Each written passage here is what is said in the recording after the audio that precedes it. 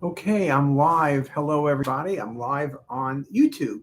And welcome to our RSNA edition. It's Wednesday. I'm in between reading films and doing 3Ds and about to give a noontime conference at 12 o'clock to our faculty. So just first, let me just wish everybody a happy and healthy New Year. Let me sit up straight in my chair here. Wish everybody a happy and healthy Thanksgiving.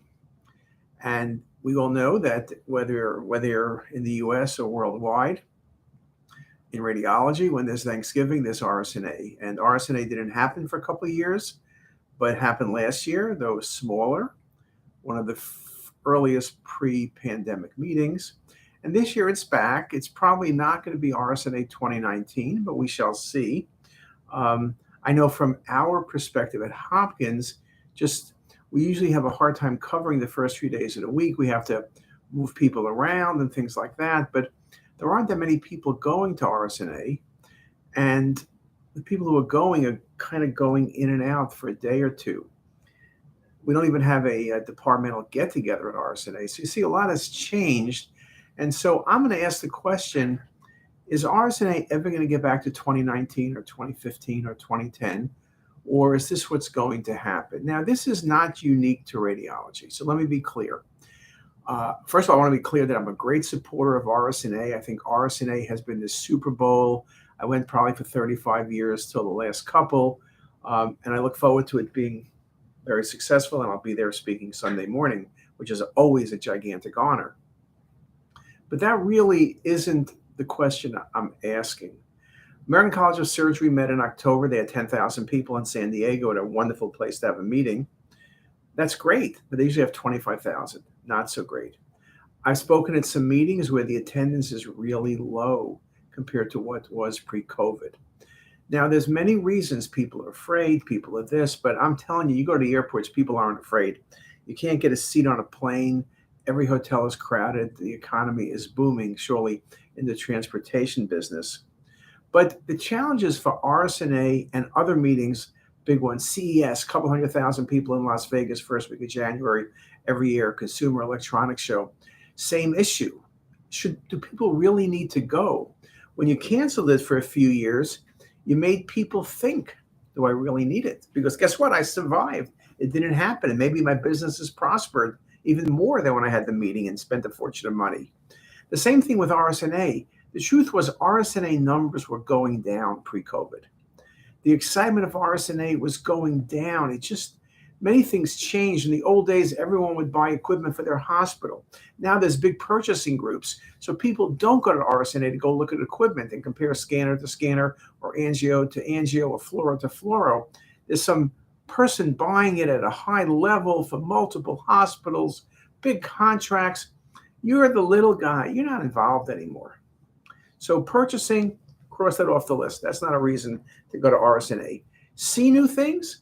Siemens has this new incredible scanner, but they've had conferences. They have white papers. You could see so much online. You could see better online than you can at the meeting. The meeting, there's a machine, has a label on it, looks kind of cool, meet a few people. But you could do all that from home. It's cheaper, it's warmer, it's nicer, whatever. So that's the question I'm asking you. We used to run 4 courses a year from Hopkins. I did that for 30 plus years. I don't have a course schedule now. I did one during COVID, which was when it was really bad. It was a remote course, but I don't have anything planned in Las Vegas or Orlando or any place in between. Nashville. The last meeting I had planned in person was in Nashville, June 2020, when it was canceled because of COVID. So the issue is this. What we learned during COVID is things like Zoom got much better. We used to go to meetings because you needed credits. Everyone needs CME, 50 every 2 years typically, and you had to go to a meeting. Now, yes, you can listen to some lectures. Some companies, ESI, sold videotapes and things like that. But most people went to meetings for their credits. During COVID, there were no meetings to go to, but you got all the credits you needed, and you did it pretty quickly. You could be sitting in front of your computer, press the button, boom, and it was cheap. A lot of it's for free or it's a few bucks. It's not going to a meeting where you're spending thousands of dollars and taking time off from work. And yes, in the old days, you got academic time, you got meeting time. Now you're not getting meeting time. Most groups, you get time off. You get vacation time, which you can use for meeting time. Radiologists, it's hard pressed, or all doctors, take the vacation time and make that into a meeting time. That seems barbaric, especially when the group is no longer paying for your meeting time and is out of your own pocket. So now my time and my money, I don't know. Maybe I'll sit at home, watch it on TV, watch it on my computer, read it. That's the challenge RSNA has. RSNA used to be, you had to go there. It was the thing to do and the place to be. Things have changed. Things always change. But right now, it's a drastic change. What is it that the meeting offers to me that I can't do by Zoom, or I can't read about online, or in different journals, or listen to what I said here on some podcast or vodcast or anything else? I could do everything, it seems, without having the discomfort of going to a meeting, leaving my family during Thanksgiving. What is it that needs to happen? I think the answer is, and it's challenging, RSNA and other societies need to figure out how to make that event a must-be-at event. What could you do at a meeting that you can't do by sitting home, that you can't do by reading a book or an article, that you can't do remotely? It needs to be in person. And the way to think about it, perhaps, is I tried to buy Taylor Swift tickets. Now, I could not get them. I've been to every Taylor Swift concert. The truth is, the tickets were going to be expensive. Forget now how much they cost. But whether it's Taylor Swift or the Eagles, Clapton, these are my bad list now. But I went to their concerts. The concert tickets were not cheap. It was inconvenient. You had to go. You had to push. You had to pay. You could take one ticket and buy every album ever Clapton ever made, or Taylor Swift ever made, or Eagles ever made, for a quarter of the price of buying a ticket. But you went to the concert because it was an event. It wasn't simply, oh, it's Eric Clapton playing songs. It was the event. It was the moment. It was the group. It was the people. It was part of the music of your life. And that's what RSNA and other societies, and even the Hopkins type meetings, need to figure out. What is it that I could do that's going to be, that you got to be there? You can't listen to the album. You want to see Elton John. You want to be at the concert. RSNA, CES, Hopkins courses, everyone's courses needs to be an event that you can say you were there, and being there was so special. That sounds great, but what do you do? A bunch of more lectures? The exhibits, the RSNA exhibits, they went through computers rather than posters. Posters, you had to be there. You didn't see them, except for maybe a few came out in radiographics a year or two later. But now it's all online. I could see it till next June or April or whatever it is. Why would I sit in Chicago pressing PowerPoint? Next slide, next slide, next slide. That would seem kind of dumb.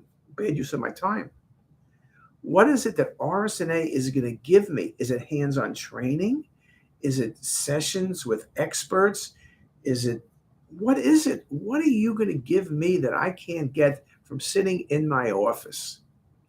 That is the challenge. And that is no easy answer. And that's something that every company, everybody is dealing with.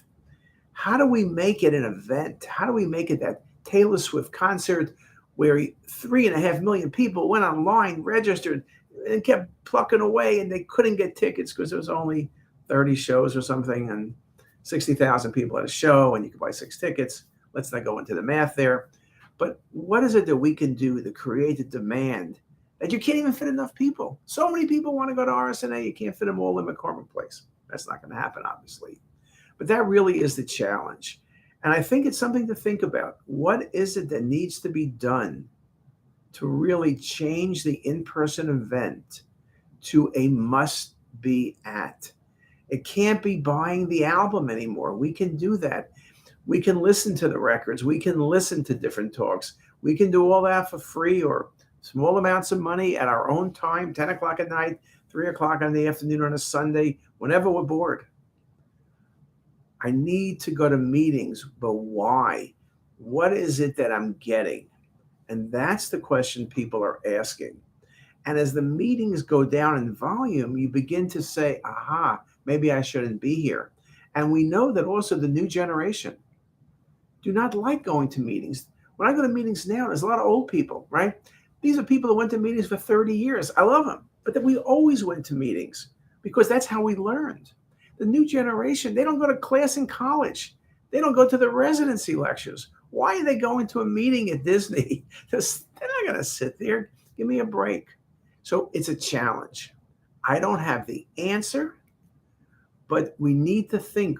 We need to change the model.